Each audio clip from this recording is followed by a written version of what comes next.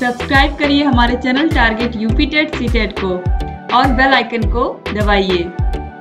Hello दोस्तों, मैं आनंद स्वागत करता हूं आप सभी का आपके अपने चैनल और app target UP TET CTET में। दोस्तों, जैसा कि आपको पता है, आपका पेपर आज जो डीएलएड फर्स्ट सेमेस्टर का कंप्यूटर विषय का हुआ है, उसका सोल्यूशन यहाँ पे मैं लेकर के आया हूँ। देखिए, आज जो आपका पेपर हुआ है 5 जुलाई 2023 को कंप्यूटर का फर्स्ट सेमेस्टर का, उसका पूरा सोल्यूशन यहाँ पे आपको मिलने वाला है। तो चलिए देखते हैं, एक एक प्रश्नों को देखिएगा, सभी पूरा सही सोल्यूशन यहाँ पे आपको मिलने वाला है और आपको देखना है कि आपके कितने नंबर बन रहे हैं। तो चलिए स्टार्ट करते हैं बहुविकल्पी प्रश्नों में। बहुविकल्पी प्रश्नों में देखिए, पहला जो प्रश्न है, BIOS का पूरा नाम है। तो BIOS का पूरा नाम होता है basic input output system. Option 2 जो है यह बिल्कुल सही है। क्वेश्चन नंबर 2 है, वर्तमान में कंप्यूटर में कौन सी नंबर प्रणाली प्रयुक्त की जाती है। तो कंप्यूटर में जो नंबर प्रणाली प्रयुक्त की जाती है वो मैंने आपको बार बार बताया है, बाइनरी प्रणाली, जिसमें दो ही चीजें होती हैं, 0 और 1। ये बाइनरी प्रणाली होती है। ऑप्शन 4 जो है ये बिल्कुल सही है। इसके बाद देखिए क्वेश्चन 3 है, ड्राइंग क्षेत्र में चाप खींचा जाता है। अब देखिए, लाइन द्वारा, कर्व द्वारा, रेक्टेंगल द्वारा या ब्रश द्वारा। तो जब भी ड्राइंग जो ऐप होता है, ड्राइंग जो एप्लीकेशन होता है, उसमें जब आपको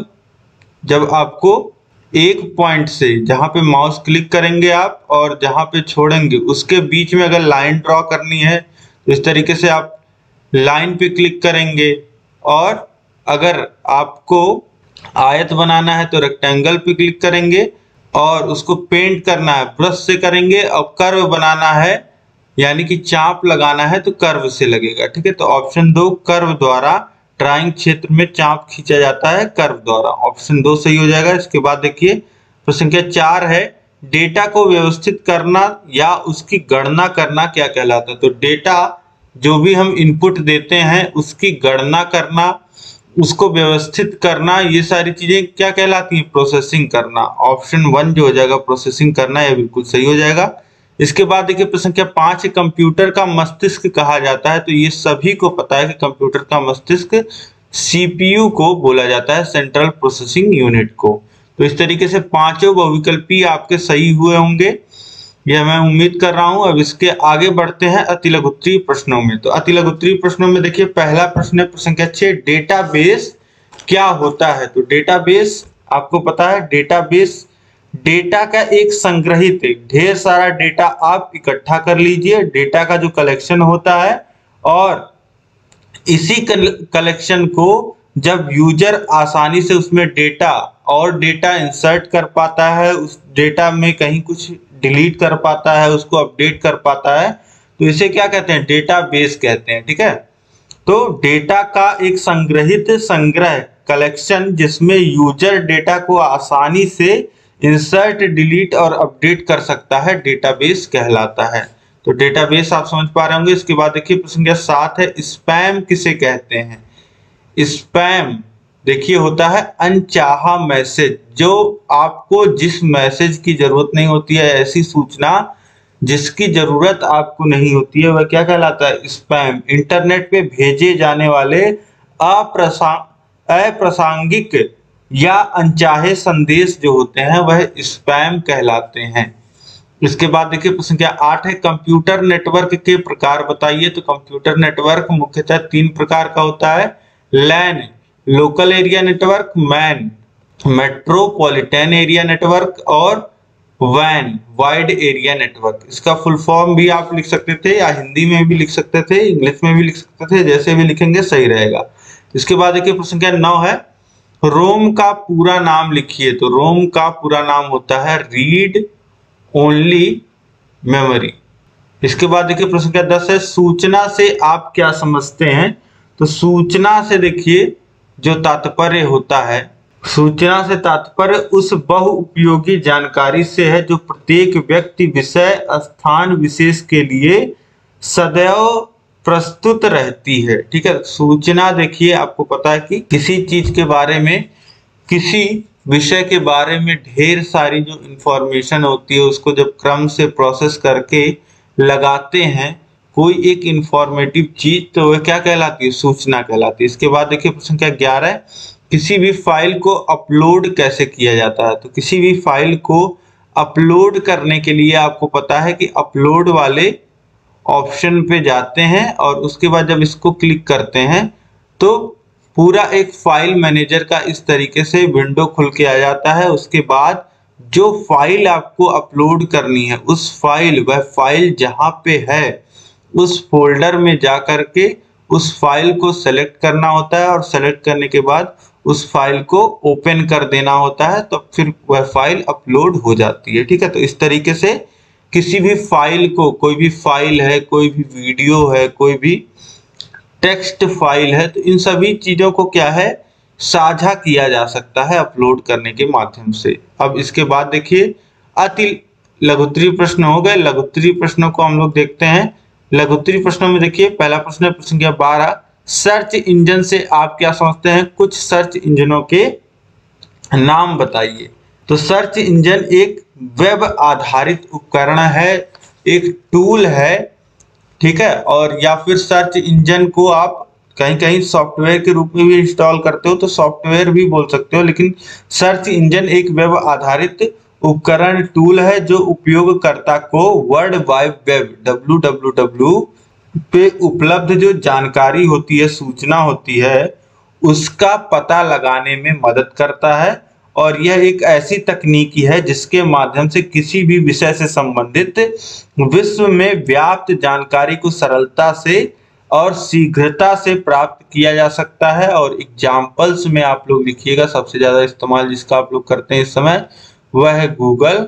इसके बाद आपको याहू पता है, बिंग पता है, ये सब क्या है? ये सब सर्च इंजन्स हैं। ठीक है, तो इस तरीके से ये आप लोगों ने लिख दिया होगा।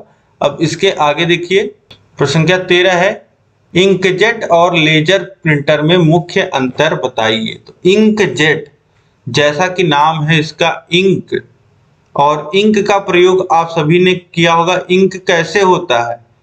इंक जो होता है वह लिक्विड फॉर्म में होता है, द्रव्य फॉर्म में होता है। तो इंकजेट जो प्रिंटर होता है इसमें इंक का उपयोग होता है, जो इंक द्रव्य के रूप में, जो इसमें स्याही का प्रयोग होता है वह द्रव्य रूप में होती है, और जब इसमें प्रिंटिंग होती है तो स्याही जो है वह एक नोजल के द्वारा कागज पे छिड़की जाती है। ठीक, और जिसके द्वारा प्रिंटिंग होती है, और इसमें प्रिंटिंग थोड़ी सी महंगी पड़ती है और थोड़ी स्लो होती है। जबकि लेजर प्रिंटिंग में जो प्रिंटिंग होती है उसमें कोई नोजल नहीं होता है, और उसमें जो स्याही होती है, उसमें जो इस्तेमाल होता है प्रिंटिंग के लिए वह पाउडर फॉर्म में होता है, तो पाउडर रूप में होता है। और इसमें जो प्रिंटिंग होती है वह और अच्छी होती है और तेजी से होती है। और इंकजेट प्रिंटर में क्या होता है, जो ये इंक होती है जो लिक्विड फॉर्म में होती है यह सूख जाती है अगर इसका प्रयोग ना करें, और जो लेजर प्रिंटर होता है इसमें जो है वह इंक पाउडर फॉर्म में होती है, तो सूखने का कोई डर नहीं होता है। कितने भी दिन बाद आप इस्तेमाल करेंगे तो भी उसी तरीके से इस्तेमाल कर पाएंगे। ठीक, इसके बाद देखिए प्रश्न क्या 14 है, लाइट पेन से आप क्या समझते हैं? लाइट पेन आप जानते हैं क्या होता है? लाइट पेन जो होता है वह एक इनपुट डिवाइस है।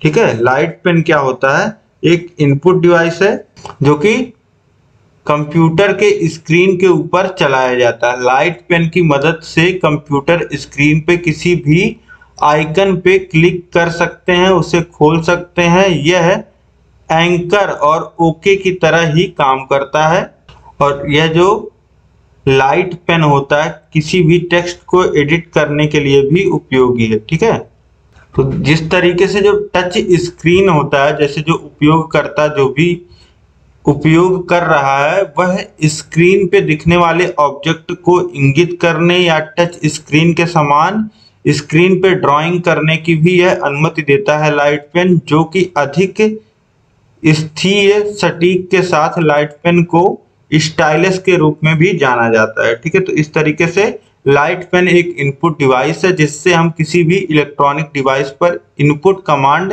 कर सकते हैं। लाइट पेन माउस के समान काम करता है, माउस से अधिक सटीकता से काम नहीं कर सकता, लेकिन जहां ड्राइंग के कार्य, ग्राफिक डिजाइनिंग, इंस्ट्रक्शन के काम होते हैं तब हमें लाइट पेन की आवश्यकता होती है। यदि आपके पास सीमित रूप से डेस्क के लिए स्थान है तो लाइट पेन सिस्टम बहुत कॉम्पैक्ट इनपुट डिवाइस हो सकते हैं, क्योंकि इन्हें माउस पैड की आवश्यकता नहीं होती है। दरअसल कंप्यूटर टावर, कीबोर्ड और मॉनिटर अधिक स्थान दरकार करते हैं। ठीक है, तो इस तरीके से अगर जगह कम है तो लाइट पेन का इस्तेमाल किया जा सकता है। आज के इस समय में आपको पता है कि टच स्क्रीन का ज्यादा उपयोग होने लगा, तो इसलिए लाइट पेन का उपयोग कम हो गया है। ठीक, अब इसके बाद नेक्स्ट क्वेश्चन देखिए, एमएस वर्ड का परिचय दीजिए। तो एमएस वर्ड का मतलब होता है, एमएस का मतलब होता है माइक्रोसॉफ्ट, और वर्ड का मतलब होता है वर्ड जो सॉफ्टवेयर है। एमएस वर्ड एक सॉफ्टवेयर है। ठीक है, तो इस तरीके से आप लिखिएगा कि एमएस वर्ड एक वर्ड प्रोसेसिंग सॉफ्टवेयर है जिसका उपयोग डॉक्यूमेंट्स, रिपोर्ट्स, रिज्यूम और लेटर राइटिंग, एस्से राइटिंग, इन सभी को लिखने में, बनाने में, डॉक्यूमेंट्स तैयार करने के काम में आता है। और एमएस वर्ड का पूरा नाम लिख दीजिएगा, माइक्रोसॉफ्ट वर्ड। और यह माइक्रोसॉफ्ट ऑफिस का ही एक भाग होता है। ऑफिस का एक पैकेज आता है, आपको पता है, उसका यह भाग होता है। इस सॉफ्टवेयर को माइक्रोसॉफ्ट कंपनी द्वारा बनाया गया है, जो दुनिया के दूसरे सबसे अमीर व्यक्ति हैं, बिल गेट्स, उनकी कंपनी है। ठीक है, तो इस तरीके से आप समझ पा रहे होंगे और इस तरीके से लिख भी पाएंगे कि माइक्रोसॉफ्ट वर्ड का उपयोग professional documents, letter, reports, resume आदि को बनाने के लिए किया जाता है। और भी इसमें कई सारी खास विशेषताएं होती हैं, जैसे टेक्स्ट को यह एडिट कर सकता है, स्पेलिंग चेक कर सकता है, ग्रामर चेक कर सकता है, और फॉन्ट को जो बदला जा सकता है, मतलब जैसा वह दिख रहा है, अक्षर जो लिखे होते हैं उनका फॉन्ट चेंज किया जा सकता है। इसमें इमेज भी लगाई जा सकती है, फोटो भी कहीं लगानी हो। और एडवांस पेज लेआउट, मतलब किस तरीके से पूरा पेज दिखेगा वह लेआउट भी चेंज किया जा सकता है। इसमें टेबल, मेल मर्ज कर सकते हैं, हेडर और फुटर्स भी ऐड कर सकते हैं, और भी बहुत कुछ इसमें जो है वह कार्य किया जा सकता है और आसानी के साथ किया जा सकता है। ठीक है, तो ये एक पूरा सॉफ्टवेयर है जिसका उपयोग प्रोफेशनली ऑफिस में किया जाता है। इसके बाद देखिए संख्या 16 है, मल्टीमीडिया किसे कहते हैं, उदाहरण सहित समझाइए। अब मल्टी और मीडिया, ये मल्टी का मतलब होता है बहुत सारा, और मीडिया में क्या क्या आ जाता है, मीडिया में देखिए आ जाता है टेक्स्ट, इमेज, वीडियो, एनिमेशन। ठीक है, ये सभी क्या है, इन सभी का उपयोग करके अगर एक मीडिया बनाया जाए तो उसे हम क्या कहते हैं, मल्टीमीडिया। ठीक है, तो मल्टीमीडिया आप समझ पा रहे होंगे। तो इस तरीके से मल्टीमीडिया जो है वह एक ऐसी तकनीक है जो विभिन्न प्रकार के मीडिया जैसे टेक्स्ट, फोटो, एनिमेशन, संगीत, वीडियो, ऑडियो आदि के माध्यम से डिजिटल रूप से संचार करने की अनुमति देती है और आवश्यकता अनुसार डेटा एकत्र करने और संशोधित करने की एक विधि प्रदान करती है। सीधे शब्दों में कहें तो मल्टीमीडिया एक ऐसा माध्यम है जो उपयोगकर्ता को डिजिटल रूप से हेरफेर की गई सूचनाओं को एक स्थान से दूसरे स्थान तक आसानी से स्थानांतरित करने की अनुमति देता है। आसान शब्दों में मल्टीमीडिया एक प्रकार का माध्यम है जो सूचनाओं को एक स्थान से दूसरे स्थान तक पहुंचाने में मदद करता है। दूसरे शब्दों में मल्टीमीडिया एक दूसरे के साथ संचार करने का माध्यम है जो एक यूजर की जानकारी को टेक्स्ट, ग्राफिक्स, ऑडियो और वीडियो रूप में दूसरे यूजर तक शेयर करता है। ठीक है, मल्टीमीडिया का जो उदाहरण आपसे पूछा है उसमें आप लिख सकते हैं टीवी। तो टीवी में आप देखते होंगे आवाज भी आती है, इमेज भी आती है, टेक्स्ट भी आता है। तो टीवी क्या हो गया, टेलीविजन, यह एक मल्टीमीडिया का उदाहरण हो गया। इसी तरीके से रेडियो में क्या होता है, आवाज आप सुन सकते हो। इसके बाद इंटरनेट हो गया, इंटरनेट पे आप टेक्स्ट देख सकते हो, इमेज देख सकते हो, वीडियोस देख सकते हो। तो ये भी क्या हो गया, मल्टीमीडिया। कोई मूवी, कोई फिल्म जो है वह भी मल्टीमीडिया का उदाहरण है। कोई भी म्यूजिक का वीडियो है वह भी क्या है, मल्टीमीडिया का उदाहरण है।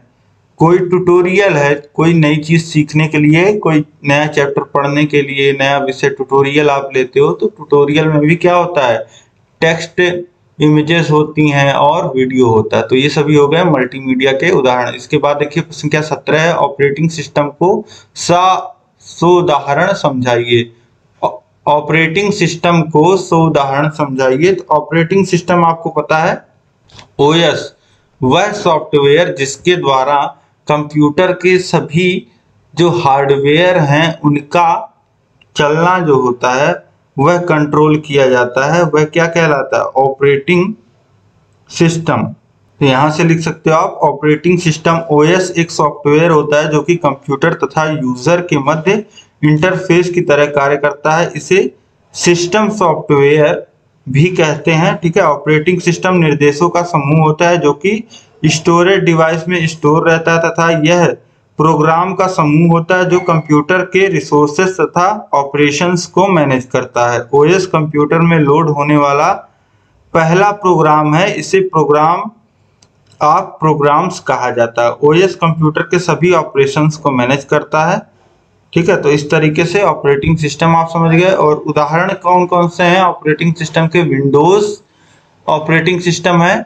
तो उदाहरण में आप लिख सकते हैं विंडोज जो माइक्रोसॉफ्ट कंपनी का है, और उसके बाद मैक ओएस आप लोग लिख सकते हैं जो एप्पल कंपनी का है। इसके बाद है लिनक्स, साथ ही इसके बाद आप लोग लिख सकते हैं बहुत सारे ऑपरेटिंग सिस्टम आते हैं जैसे उबंटू होता है। तो ये सारे क्या हैं, ऑपरेटिंग सिस्टम के उदाहरण। इसके बाद देखिए प्रश्न क्या 18 है, रिसाइकल बिन क्या है। तो रिसाइकल बिन एक तरीके का सॉफ्टवेयर है जो आपके कंप्यूटर में ही दिया रहता है, और इससे क्या होता है जो भी चीजें आप लोग डिलीट करते हैं वह उसी रिसाइकल बिन में जाता है और वहां पे कुछ दिनों तक स्टोर रहता है, ठीक है। जिससे अगर गलती से कोई फाइल डिलीट हो जाए तो उसका आप फिर से उस फाइल को रीस्टोर कर सकते हैं। तो रिसाइकल बिन एक ऐसा स्थान है जिसमें विंडोज डिवाइस से डिलीट की गई अथवा हटाई की गई फाइलें, फोल्डर्स अस्थायी रूप से संग्रहित रहती हैं। रिसाइकल बिन विंडो यूजर को विंडो में डिलीट की गई फाइलों को दोबारा रीस्टोर करने की अनुमति देता है। यदि आप कंप्यूटर या लैपटॉप का इस्तेमाल करते हैं तो आपने रिसाइकल बिन जरूर देखा ही होगा। अब मान लेते हैं पहले क्या हो जाता था, गलती से कुछ फाइल्स डिलीट हो जाती थी तो फिर मिलती नहीं थी। तो इन्हीं कमियों को दूर करने के लिए रिसाइकल बिन को बनाया गया, और यह एक प्रकार का सॉफ्टवेयर है जिसके माध्यम से डिलीट की गई फाइल्स को आप रिसाइकल बिन में जब जाओगे तो वह फाइल आपको दिखेगी। जो उस फाइल पे दो ऑप्शन होते हैं, फिर से दो ऑप्शन मिलेंगे आप जब फाइल पे क्लिक करोगे। एक तो परमानेंट उस फाइल को डिलीट करने का, और दूसरा ऑप्शन रिस्टोर करने का। जैसे ही दूसरे ऑप्शन रिस्टोर पे आप क्लिक करोगे, जहां से आपने वह फाइल डिलीट की थी वहीं पे वह फाइल रिस्टोर हो जाएगी, वहीं पे फिर से दिखने लग जाएगी। तो इस तरीके से रिसाइकल बिन भी आपने लिख लिया होगा।